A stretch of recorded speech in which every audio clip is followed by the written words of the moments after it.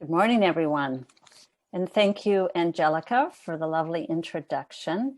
Before I get into my presentation, I just want to make sure that everyone can hear me clearly. And Angelica, you can let me know if my audio is coming through okay. Yes, everything's good. We can hear you. All right. Well, thank you. It's really a privilege to be able to spend the next hour with you today. You know, this is an important topic, and when I reflect back on my entire career, I really feel that employee engagement is what has really driven my practice and my principles around human resources, is trying to leverage the strengths of others to motivate, to be the best that they can be. So before I get into the formal part of the presentation, I just want to thank our hosts at Peel Halton Workforce Development Group that is making this webinar today possible. Shali Dacuna, our Executive Director, and Angelica, who provided us such a lovely introduction. You may wonder, this is an interesting slide to think about employee engagements. However, I think of zebras as a really effective way of describing the differences between all of us. Each species of zebra, I am learning, has a different general pattern of stripes. I didn't know that. Each zebra's stripes are unique to themselves, and as no two human fingerprints or no two humans are alike, same as the zebras. No two have the same stripe pattern. So I think of you having unique stripes that really defines your leadership style, what you're recognized for, and reflects who you are and what's important to you. That's clearly been influenced through your upbringing, your background, your culture, your values, and your experiences. So positive employee engagement is in direct correlation, I feel, with your leadership. And knowing the drivers of engagement, which is today's focus, will allow you and enable you to be your best self, to be able to drive employee engagement to a level that ensures employees' success. But I will also say that one has to be authentic to oneself.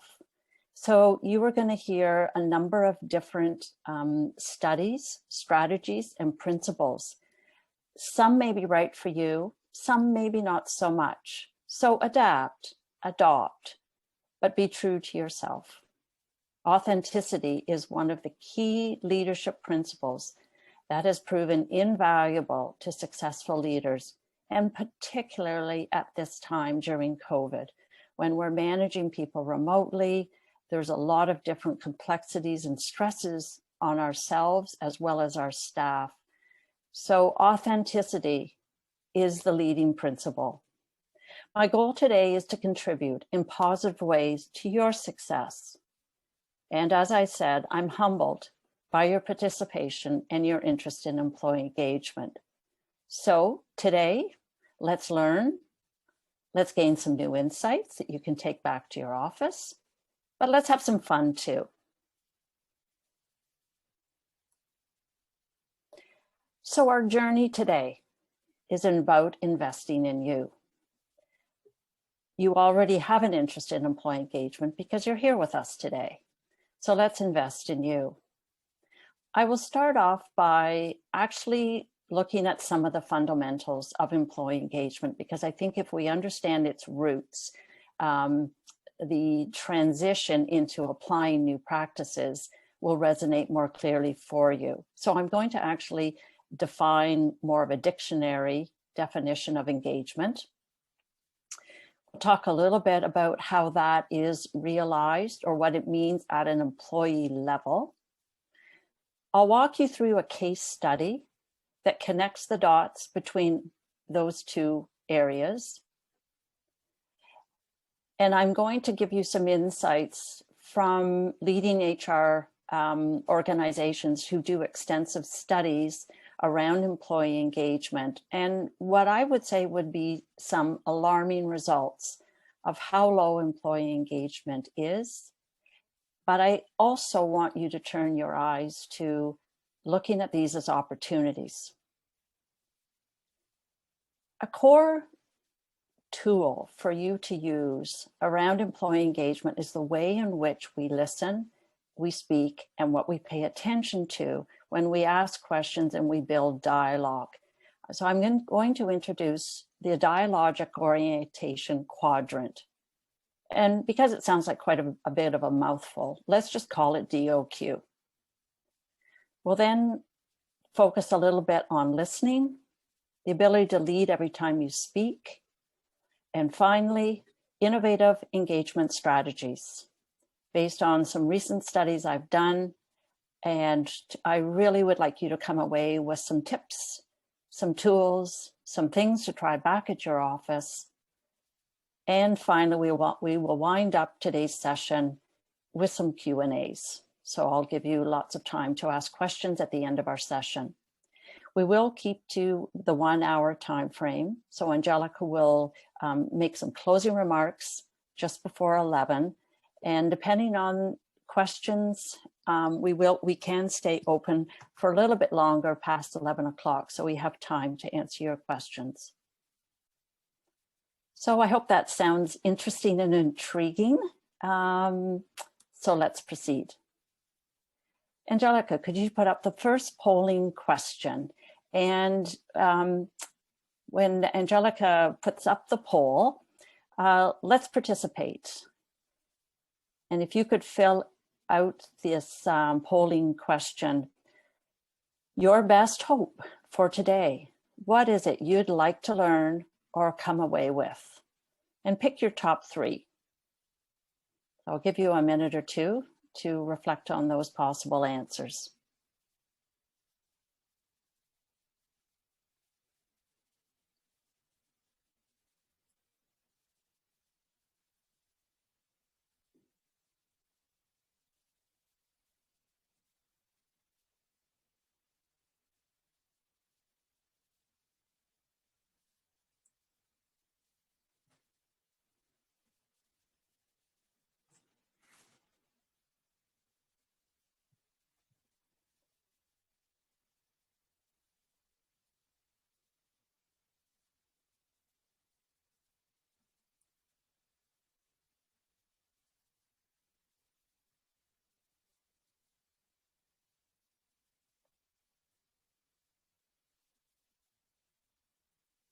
Angelica, are you able to put up the results?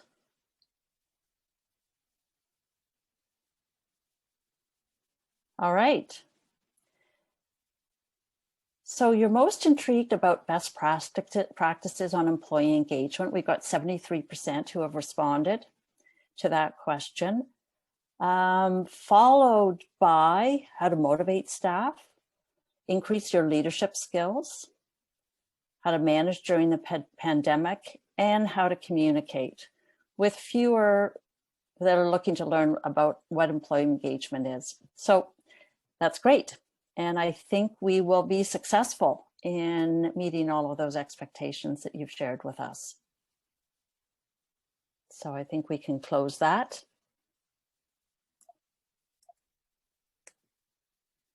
Okay.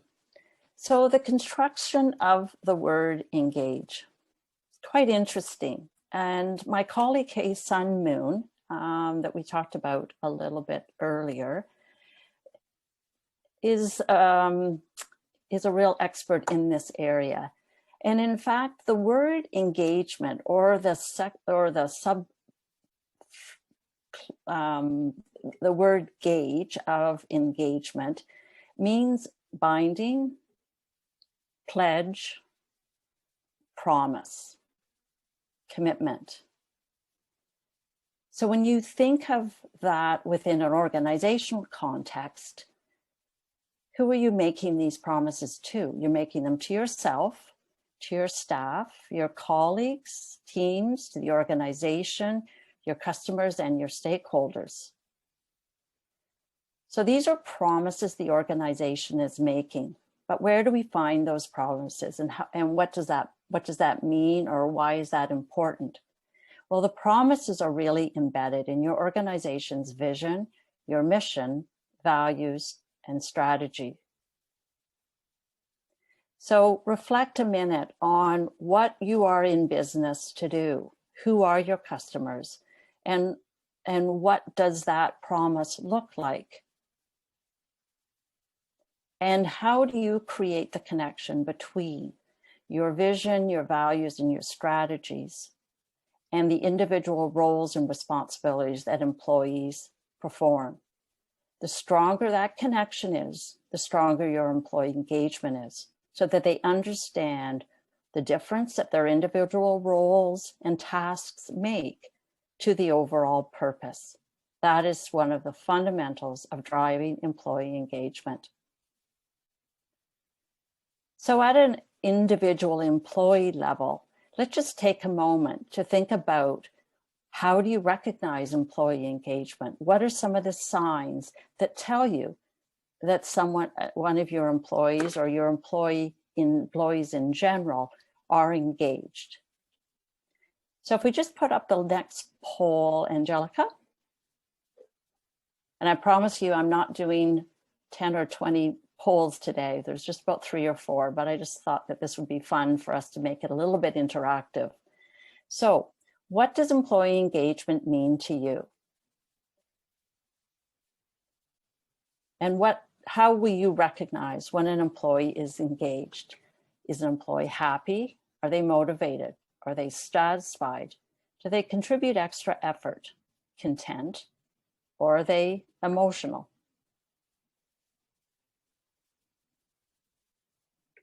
If you can pick one response from those options.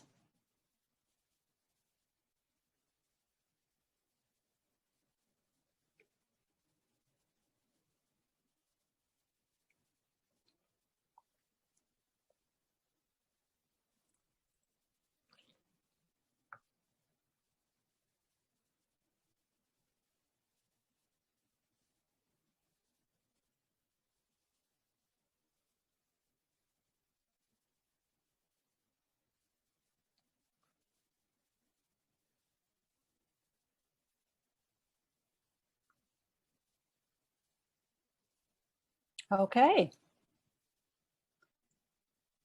Great, thank you for those that have completed the poll. So you recognize that someone is motivated. That's the most popular response. They give some extra effort, satisfied, and maybe happy. So well done to those who responded the extra effort. I believe that engaged employees are happier. They are more motivated and satisfied. They find greater contentment in their positions and their responsibilities, and they have an emotional connection to their role and the organization. I'm going to share with you just a little bit more about the construction of the word engagement and how do you recognize it in your organization and in your employees. These are some of the definitions. Employee engagement is the emotional commitment the employee has to the organization and its goals. And remember, we talked about the word gauge, and it means promises. So the emotional commitment generally stems from a connection and understanding of the cause of your organization, the values and the vision to the organization that the employee contributes to. Employees care when they are more engaged. But the most commonly used definition is discretionary effort. These are the employees that you see doing more, going above and beyond. They're not necessarily working longer hours, but they are performing at a higher level and have greater results because of this discretionary effort. So those of you who responded extra effort, that is fundamentally the definition of engagement. And finally, another definition. Employee engagement is a positive, energized state of mind that stems from both a logical and emotional investment of personal energy. And I'm sure if you reflect on your workforce and your employees, you recognize those individuals who give that discretionary effort and outperform their peers.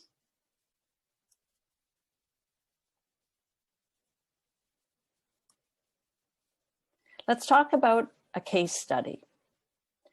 So one of my colleagues was asked to come in as a consultant to work with Tim Hortons. And I'm sure you're all familiar with our Canadian icon, Tim Hortons. Let's define their commitment. Their commitment that is displayed on their sign is always fresh. To deliver superior quality products and services for our guests, communities, through leadership, innovation, and partnerships. Their commitment is to the quality of their food products and services that characterize it. So let's think about, how does it fulfill its freshness promise? Well, the consulting work that this individual was asked to do was try to understand why there was resistance in employees completing some of the processes that were embedded in their job responsibilities, and that the managers were having to oversee that these tasks were being completed. So she interviewed a number of employees to better understand the issue that was at hand, both from the employee side and the manager side. What she uncovered was that employees did not understand the reason that donuts, muffins, bagels needed to be cleared from the shelves after a certain number of hours. So let's say, for example, it was after 5 hours. That is their commitment to freshness. So rather than resisting the commitment to freshness by clearing the shelves and restocking with fresh items, they didn't understand why that was so important, so they didn't pay attention to it. Employees pay attention to what is important, and they understand what is important when they understand the root reasons, and it's connected to the overall vision. So once that was clarified, there was a huge transformation between employees' willingness, keenness, and commitment to clear the shelves of those donuts and baking goods at the allotted time to make sure that they were fulfilling the always fresh commitment. So I'm not suggesting that you all work at Tim Hortons, but I use that as a case example of creating the line of sight between employees' processes and policies and their overall vision. They will be more engaged, they will be more committed, they will be more diligent in their role when they understand the cause. Whoops, sorry. I'm just going to talk briefly around some of the studies that have been done on employee engagement and the alarmingly low rates of employee engagement that exist within our organizations. Now, I'd like to believe that you are part of an organization where the engagement is high, but statistics show that many are not. A study by Towers consulting firm indicates that engaged employees and workforces generate 6% higher net profit margins than others. They generate 5 times higher shareholder returns over 5 years, as reported by Connexa Research. And Gallup, one of the prominent think tanks around employee engagement that I'm sure many of you are familiar with, and if not, it's worth going on their website to learn more about Gallup. Engaged workforces outperform others by 150%. So if those statistics don't, particularly with the Gallup, convince you about the importance of employee engagement in driving organization success, I think that seals the case. Gallup also reported that only 20% of employees are managed in a motivating way. That means that 80% are not. 21% of employees strongly agree their performance is managed in a way that motivates them to do their best. That means 80%, about 80% do not. And 25% strongly agree that their manager provides meaningful feedback. We all struggle with performance feedback, but let's focus on being part of the 20% of employees that are managing in a motivating way. What is it that they are doing differently than others? What is the 20% that are reporting strongly agree their performance is managed in a way that motivates them to do their best? And the 20% who agree that their manager provides meaningful feedback. My hope that this is this is you. This is the group that are here today because you care about employee engagement. We also know from Mercer's and Deloitte studies that there are human capital studies that have been recently published in the last couple of years that only 20% of our leaders feel prepared for the changes in today's environment. And you know, that study was done even before COVID. So the challenges are real. The challenges are ahead of us. But I think if we stay focused on what is important in understanding employee engagement, that is what's going to make the difference to you as leaders and to your organization. So Gallup, within the last 6 months, produced a study that was labeled 5 drivers of high performance culture. If you think you're doing enough, you're dead wrong. That's pretty alarming billboard caption. Doing enough, you're dead wrong. But they identified what they believe to be the 5 key drivers of employee engagement. Engaged employees lead to higher services, higher quality and productivity, which leads to higher customer satisfaction, which leads to increased sales, which leads to higher levels of profit and higher shareholder returns.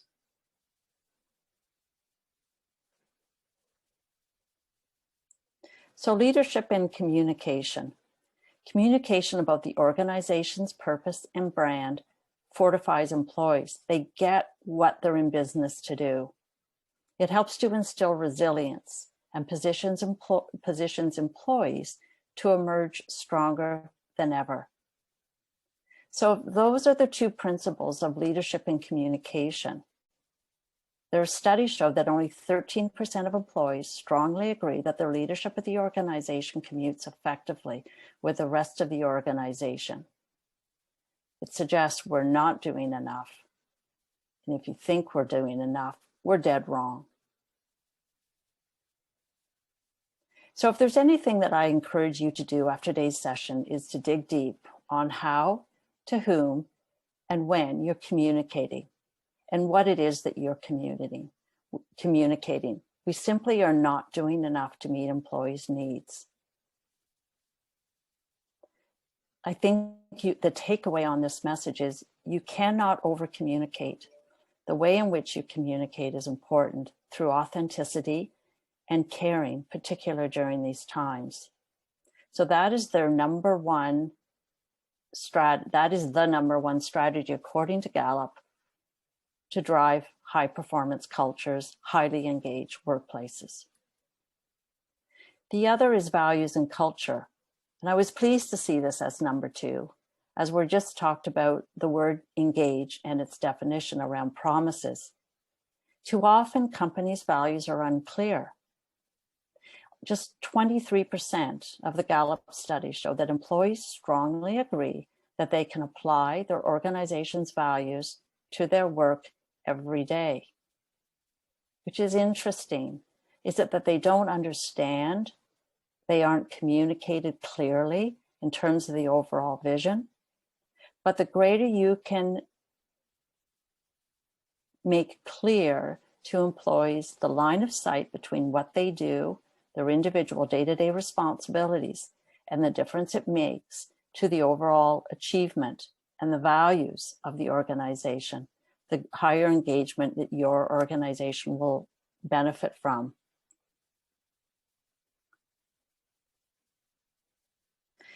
Changing organization culture requires leaders to engage their teams in productive ways that help them flourish. Developing people is one of the greatest opportunities. And I reference here purpose and progress. A study done by Spark and their employee engagement studies have really skinning it down to say the two drivers of employee engagement are having purpose and feeling progress. So again, purpose is all about your values and your culture and the promises your organizations are making. Progress talks about learning and developing, progressing in their career, having opportunities where they are stretch assignments or progressing in the organizational hierarchy. We need to focus on development. Gallup indicates that their third driver of employee engagement is how you manage your work teams. Managers, like yourself, have the real power to make or break cultures based on how they engage their team through the development of focused work within their teams. Work teams and structures matter a lot.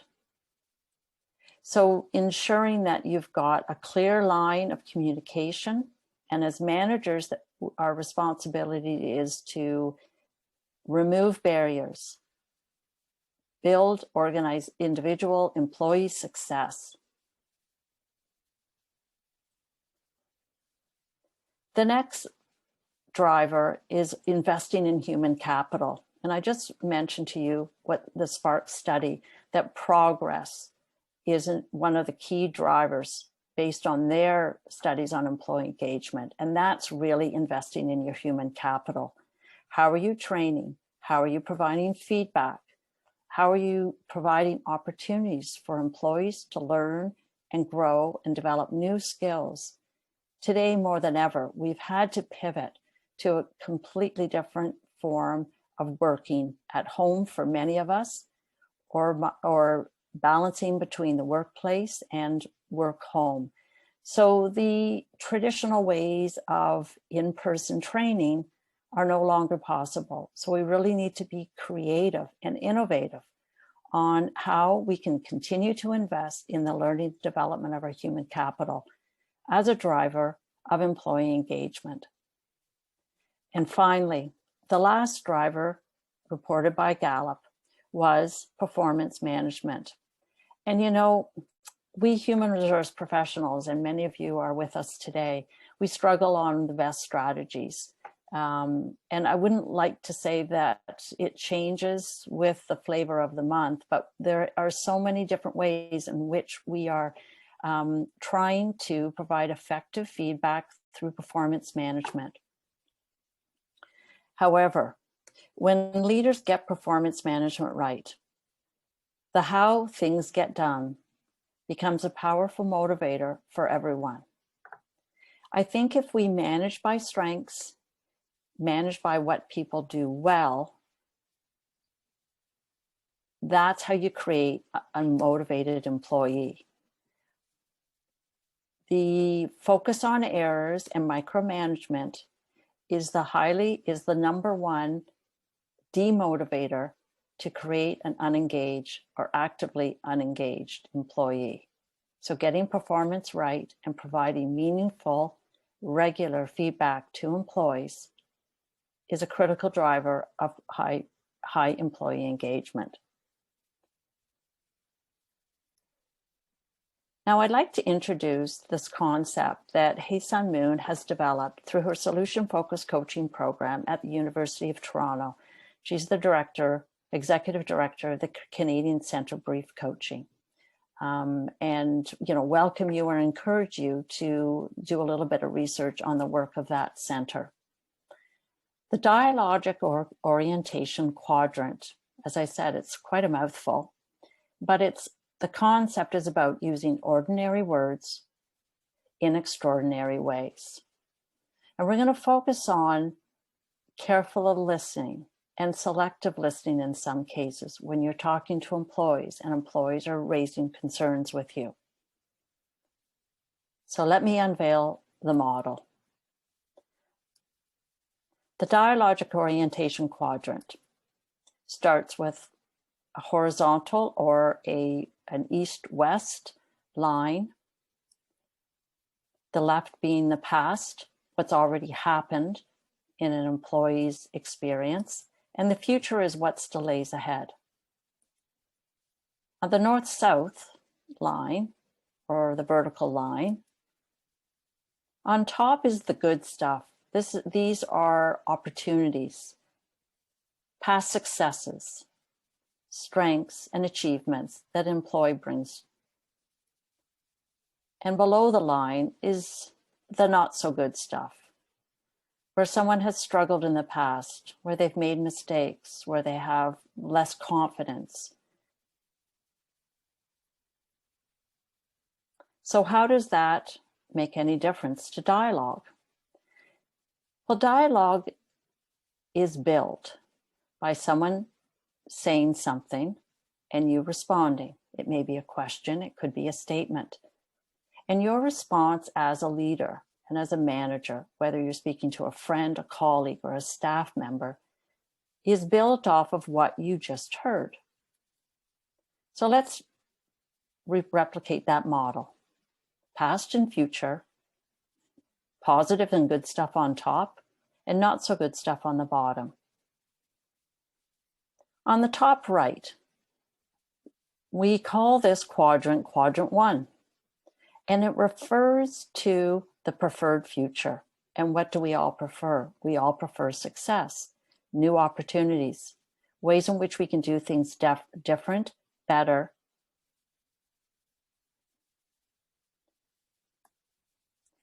On the left, quadrant 2 is referred to as the resourceful pass. Resourceful is when you think about an employee's resources, things they've done well in the past, the skills, experience, education, knowledge that they bring to the job. And it thinks about past successes. And I think you can all understand that past successes we leverage off of for future success. Now, on the bottom of this quadrant, we have our troubled past, which is known as the third quadrant. And we've defined that already to mean challenges, mistakes, not so good stuff in our past. And in the future, it's the dreaded future. This is where things go wrong. You think this is the risk mitigation quadrant, when you think of all the reasons that you can't move forward with a new idea, a new opportunity, because of the risks associated with it.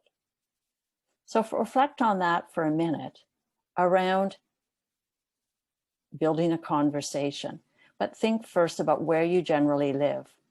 Do you generally live in quadrant 1, being the optimist, thinking of solutions? And be mindful of successes in the past? Or do you live in quadrant 3 and 4, majority of the time, thinking of things that have gone wrong in the past and things that can go wrong in the future?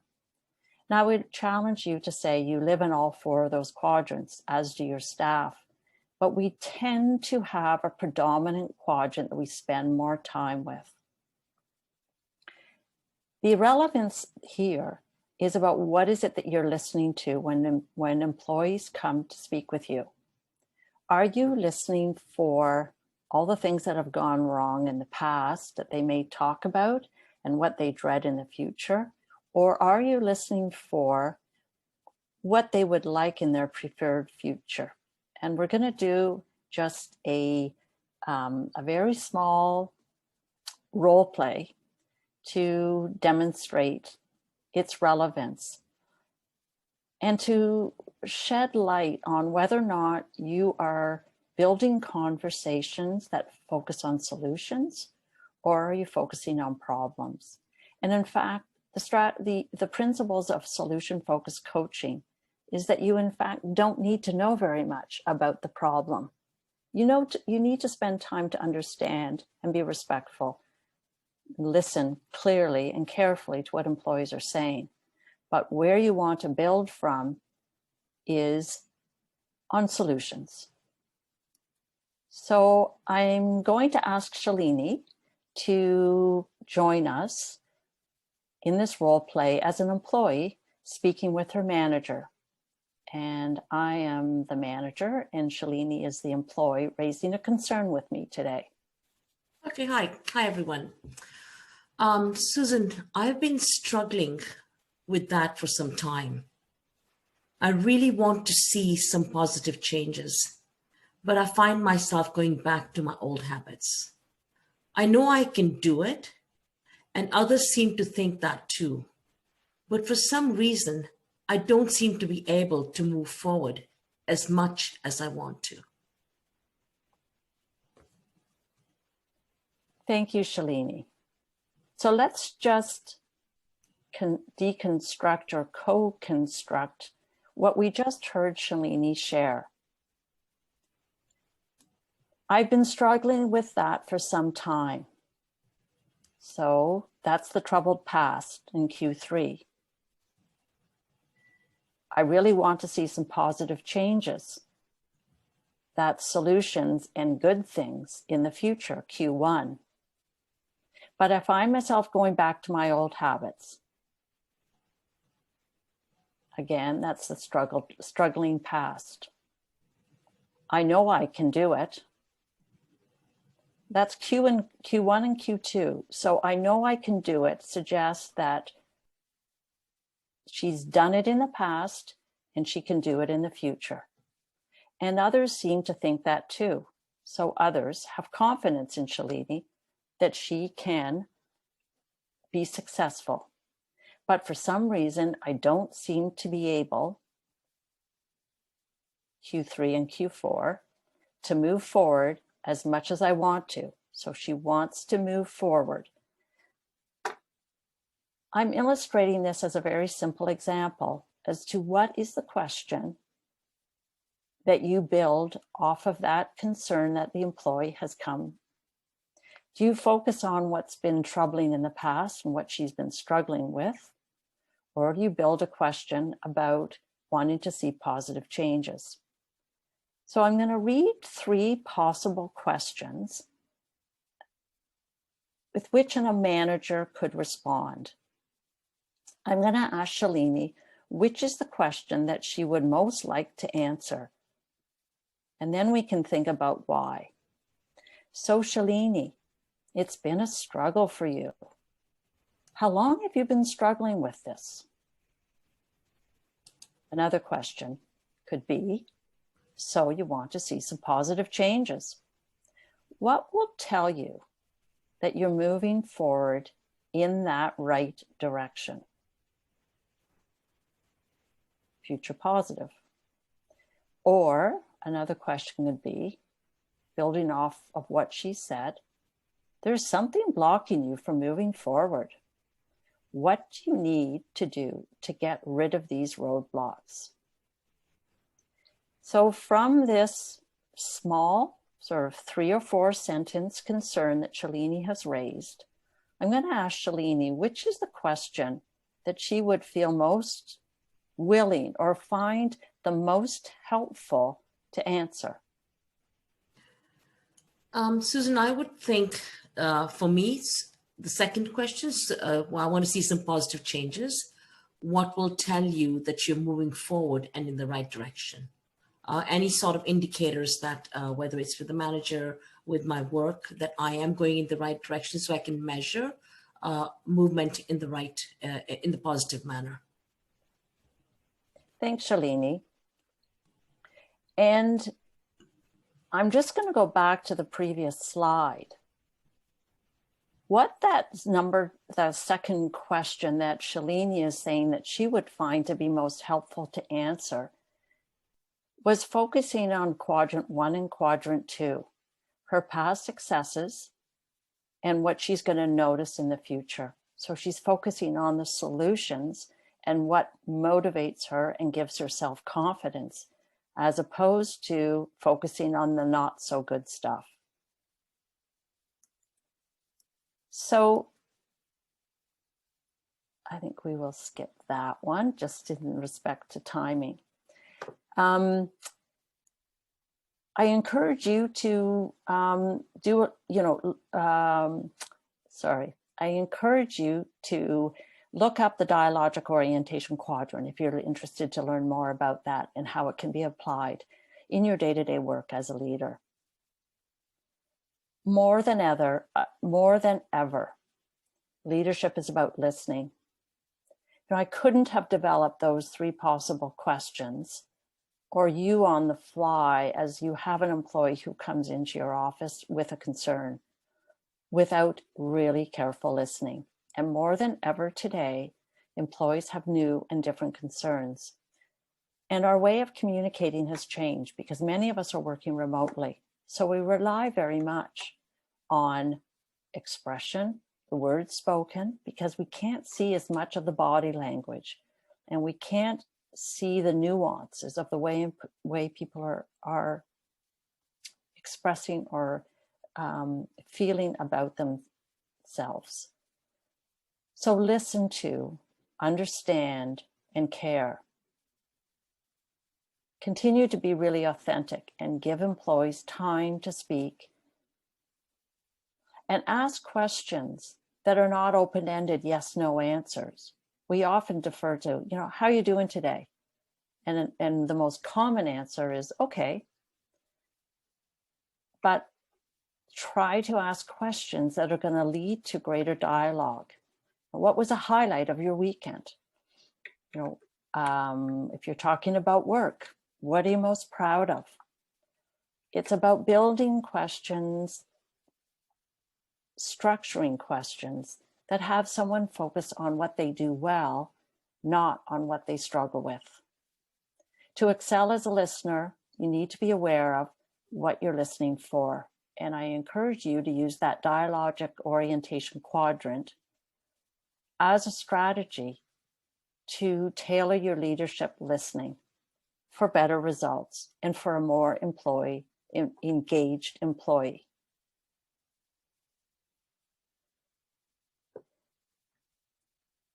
We've just got about 15 minutes, so I'm not going to spend a lot of time on leading every time you speak. However, I think it's been clear from our chat with each other today, or my presentation, that on every stage, on every screen that you're on for Zoom and Teams meetings, you have the power to inspire and influence and move others. Employees listen to you and they respond and act. So as managers, we have a very important and critical responsibility to lead, to inspire, regardless of what the night before was like or the struggles that we may have during COVID. We have the role and we have the accountability and the great privilege of having influence in managing our staff. And we need to come to work with our best self forward. That's not to ignore challenges, but to try to be that best self in the eyes of your employee. Speak sincerely and deeply with passion and be clear about your vision, your organization's vision, and your own leadership. There is an excellent book I encourage you to look at, which is by Judith Humphrey. She's a leadership coach, and the book I'm referring to is Speak as a Leader.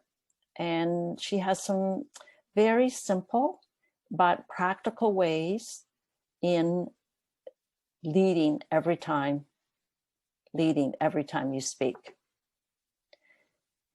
Another study that I encourage you to turn your attention to is the neuroscientist David Rock, and he has a model called SCARF.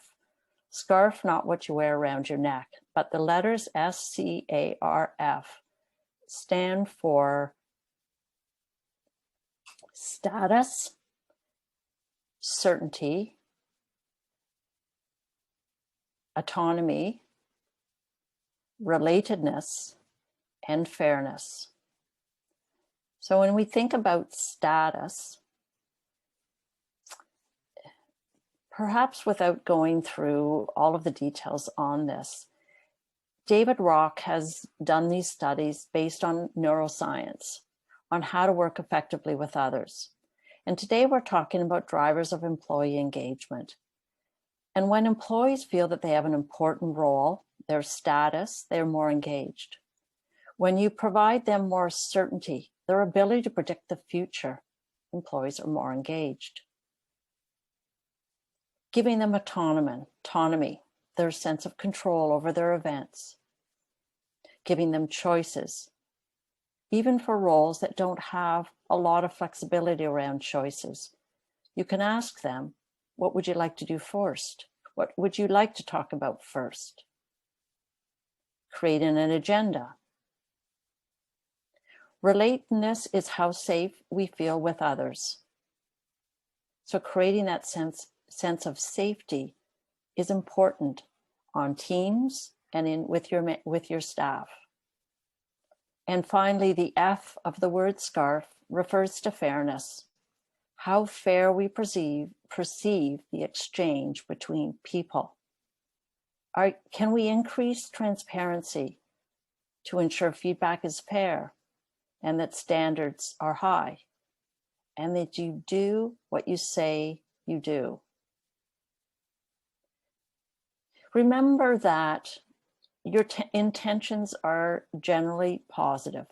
You intend to be an effective leader. You intend to positively influence your staff. But on the flip side, the impact to employees may not always come across in the way that it was intended. So ask probing questions. Have your staff member repeat back to you what they heard, because what they heard and what you felt you delivered as a message may not be the same thing. And that gives you the opportunity to clarify, to make sure there's alignment between the intentions and the impact on the employee. So finally, I'd like to share with you innovative strategies on employee engagement. Now, this was a survey that I did with my network across a lot of different organizations, both not-for-profit and in the corporate sector, small organizations as well as large organizations. These aren't intended to be the must-haves and must-dos to generate higher employee engagement. There's simply some simple ways that organizations have adapted and evolved during the COVID pandemic period to help employees to stay engaged. And I would simply suggest that some of these will resonate with you. Some of them are free. It's just, I think our innovation is only limited by our creativity. And put together in a small task force. Ask employees what they would like to see, so that when you roll out new ways and innovative strategies to enhance employee engagement, it connects and resonates with your employees and what their needs are. And the best way of doing that is through engaging them in the dialogue. So just briefly, I'm going to share some of the results of this study.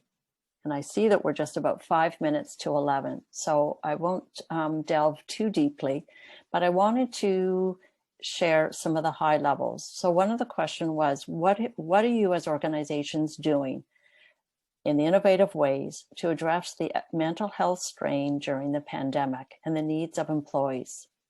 So some organizations are adopting changes to their policy to help balance employees' personal and work needs.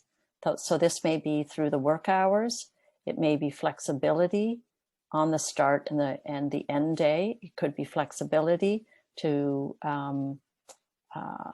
balance the demands of either the children being home or the care they may be providing to other family members. Organizations are bringing in speakers and they're giving additional resources. They may also be offering different benefits. There are many benefits around mental health that are free, that are available either through the Ontario government or other mental health institutes, Canadian CAMH as well. So they may be offering reminders or increase in the mental health resources and bringing in guest speakers to talk on the topic, and many of those are free. Finally, is providing more support to managers to help train them for signs of mental health challenges that employees might be dealing with, so that you can respond in an appropriate fashion. Physical health, I think those are maybe easier to come up with. And again, it's just being creative. So ways to enhance your policies to promote physical health and well-being. You could be sending out resources, recognizing achievements, health tips, new recipes. One of my clients put together a cookbook on favorite recipes for eating healthy. You could have staff who are interested in fitness and yoga and run a class at some time, or bring in a virtual instructor-led class. And finally, some competitions, fun activities, prizes for moving and getting out walking, and some really creative ways in which you can bring fun and collaboration and community within your workforce around physical health. Work-life balance, and we touch upon this a little bit, so I won't spend much time here. Employee engagement, there's lots of fun activities and events that you can schedule, and you probably already do this, but thinking about different ways that social activities could be run in a remote workplace if your staff are working remotely, to keep spirits up and to build team. Your leadership communication, to focus on engagement, ways in which employees feel valued and respected, recognize achievements, recognize successes, and the difference that they are making day in and day out to the success of your organization. CEOs and senior leaders are hosting town halls. They're posting videos and blogs. They're asking employees, how are you doing during COVID? Or how are you doing during another period of time, if this is a practice you already use? I highly encourage you to do some pulse surveys. So this is a small employee survey, whether it's on SurveyMonkey or another survey platform, to follow up and find ways that you can be supporting your employees, encouraging employee engagement, and doing things even better. Gallup, just as we mentioned about Gallup being a think tank around employee engagement, they have a 10-question employee engagement survey, and it's available on their website. So if you're looking for questions, the way in which questions are asked is important. Managing remote teams, we have to do this a little bit differently. So let's train them up, provide some e-learning opportunities and weekly updates to recognize anniversaries and events and milestones. Now, I know we're coming to the end of our time together today, and you probably have ways that you are already building engagement at the workplace. And I welcome you to either share those ideas or ask questions when we open it up for the Q&A session. Perhaps though, before we close, what is one thing that you've learned today that you're excited to try back at work? And you can share that with us and the other participants on today's webinar by using the chat function on Zoom. Thank you very much for your time. It's been a privilege and an honor to be with you here today. I hope there are some things that you have learned that are new, inspiring, or just some new tips to be thinking about and how you can translate those ideas into your leadership style. I wish you well.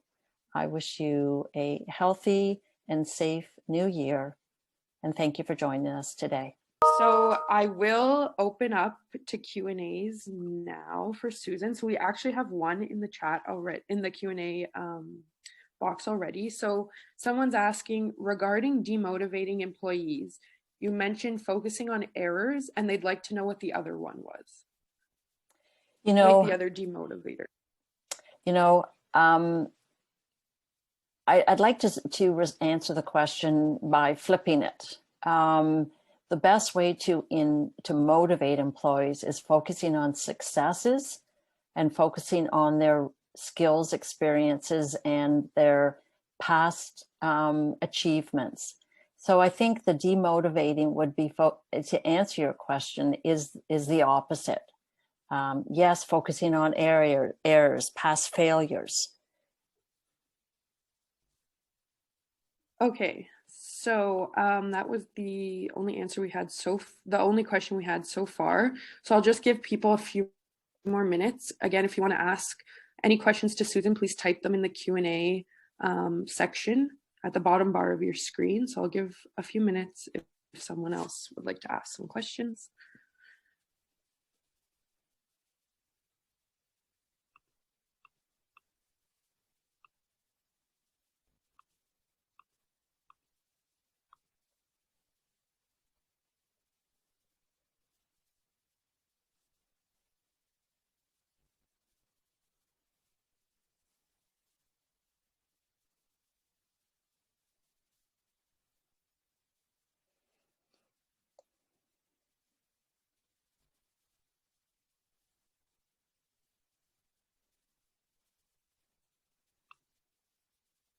Okay, so I think that was the only question we had for today.